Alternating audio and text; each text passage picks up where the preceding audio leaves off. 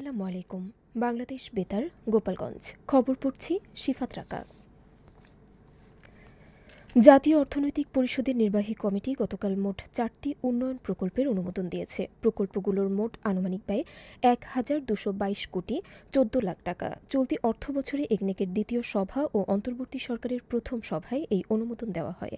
অন্তর্বর্তী সরকারের প্রধান উপদেষ্টা অধ্যাপক ড মোহাম্মদ ইউনুস রাজধানীর তেজগাঁও এলাকায় প্রধান উপদেষ্টার কার্যালয়ে অনুষ্ঠিত এ সভায় সভাপতিত্ব করেন। সভা শেষে সাংবাদিকদের ব্রিফিংকালে পরিকল্পনা ও শিক্ষা মন্ত্রণালয়ের উপদেষ্টা ড ওয়াহিদুদ্দিন মাহমুদ বলেন, সার্বিক ব্যয়ের মধ্যে ৯৬৩ কোটি ৮২ লাখ টাকা আসবে বাংলাদেশ সরকারের কাছ থেকে। প্রকল্প সহায়তা হিসেবে আসবে ১০০ কোটি ১৬ লাখ টাকা এবং বাকি ১৫৮ কোটি ১৬ লাখ টাকা সংশ্লিষ্ট সংস্থার নিজস্ব তহবিল থেকে সংগ্রহ করা হবে। তথ্য ও সম্প্রচার মন্ত্রণালয়ের উপদেষ্টা নাহিদ ইসলাম গণহত্যায় উস্কানিদাতাদের বিচারের আওতায় আনার উপর গুরুত্ব আরোপ করেছেন। তিনি বলেন, কবি, সাহিত্যিক, সাংবাদিক ও সাংস্কৃতিক ব্যক্তিত্বদের মধ্যে যারা ফ্যাসিবাদের সঙ্গে জড়িত ছিলেন কিংবা গণহত্যায় উস্কানি দিয়েছেন তাদের অবশ্যই বিচারের আওতায় আনা হবে।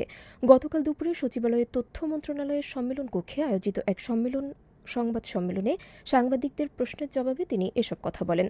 নাহিদ ইসলাম বলেন, যারা বিভিন্ন লেখনী ও মতামতের মাধ্যমে জনমত তৈরি করে গণহত্যার পক্ষে পরোক্ষভাবে কাজ করেছেন এবং গণহত্যার জন্য উস্কানি দিয়েছেন তাদের অবশ্যই বিচারের আওতায় আনা হবে। সাংবাদিক, সাংস্কৃতিক ব্যক্তিত্ব ও কবি পরিচয়ে কেউ রেহাই পাবেন না। স্বরাষ্ট্র উপদেষ্টা লেফটেন্যান্ট জেনারেল অবসরপ্রাপ্ত মোহাম্মদ জাহাঙ্গীর আলম চৌধুরী বলেছেন, বাংলাদেশ আনসার ও গ্রাম প্রতিরক্ষা বাহিনীকে সংস্কারের মাধ্যমে একটি দক্ষ, সুসংগঠিত, পেশাদার ও সময়োপযোগী বাহিনী হিসেবে গড়ে তোলা হবে।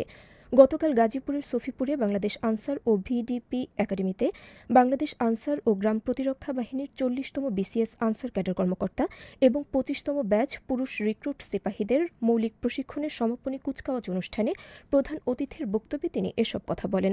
স্বরাষ্ট্র উপদেষ্টা বলেন, বাংলাদেশ সৃষ্টির ঐতিহাসিক প্রেক্ষাপট থেকে শুরু করে স্বাধীনতা পরবর্তী দেশের প্রতিটি জরুরি মুহূর্তে আনসার বাহিনীর সদস্যগণ গভীর দেশপ্রেম নিয়ে দেশের গুরুত্বপূর্ণ স্থাপনার নিরাপত্তা বিধানসহ কূটনৈতিক এলাকার সুরক্ষায় এ বাহিনী বিশেষ ভূমিকা রেখে চলেছে। তিনি জাতির জরুরি প্রয়োজনে সাহসী ভূমিকা রাখার জন্য আনসার বাহিনীর সকল সদস্যদের প্রতি আন্তরিক ধন্যবাদ ও কৃতজ্ঞতা জানান। স্বরাষ্ট্র উপদেষ্টা মৌলিক প্রশিক্ষণের সমাপনী কুচকাওয়াজ অনুষ্ঠানে সালাম গ্রহণ করেন এবং কৃতী প্রশিক্ষণার্থীদের হাতে পুরস্কার তুলে দেন।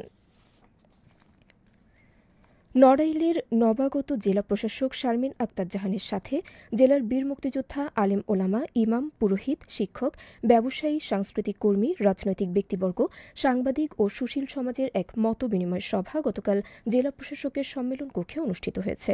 নবাগত জেলা প্রশাসক উপস্থিত সকলের সাথে পরিচিত হয় এবং তাদের কাছ থেকে নড়াইলের বিভিন্ন সমস্যার কথা শোনেন এবং নড়াইলের বিভিন্ন সমস্যার সমাধানের আশ্বাস প্রদান করেন।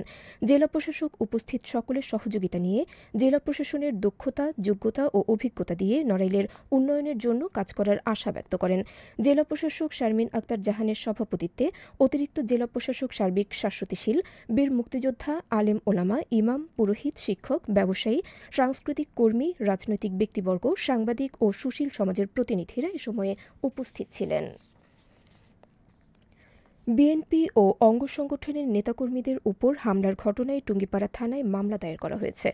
টুঙ্গিপাড়া উপজেলা যুবদলের সভাপতি মুক্তার হোসেন বাদী হয়ে গতকাল রাতে মামলাটি দায়ের করেন।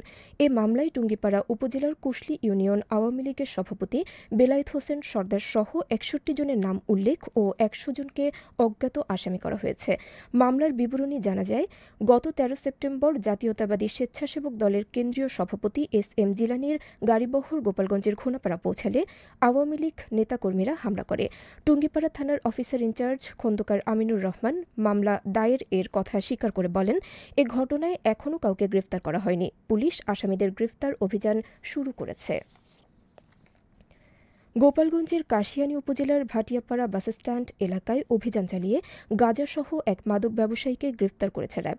গ্রেপ্তারকৃত মাদক ব্যবসায়ী কিশোরগঞ্জ জেলার ভৈরব উপজেলার কালীপুর গ্রামের জমশেদ মিয়ার ছেলে মোহাম্মদ বাবু মিয়া।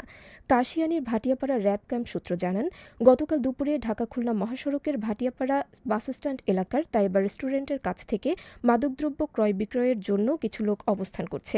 এমন গোপন সংবাদের ভিত্তিতে র্যাব অভিযান চালিয়ে মাদক ব্যবসায়ী মোহাম্মদ বাবু মিয়াকে ১৯ কেজি ৭০০ গ্রাম গাঁজাসহ গ্রেপ্তার করে।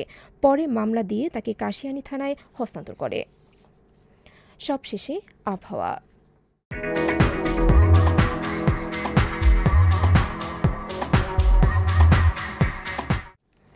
আজ বেলা ১টা পর্যন্ত আবহাওয়ার পূর্বাভাসে বলা হয়েছে, দেশের অভ্যন্তরীণ নদীবন্দরসমূহের জন্য কোনো সতর্কবার্তা নেই এবং কোনো সংকেতও দেখাতে হবে না।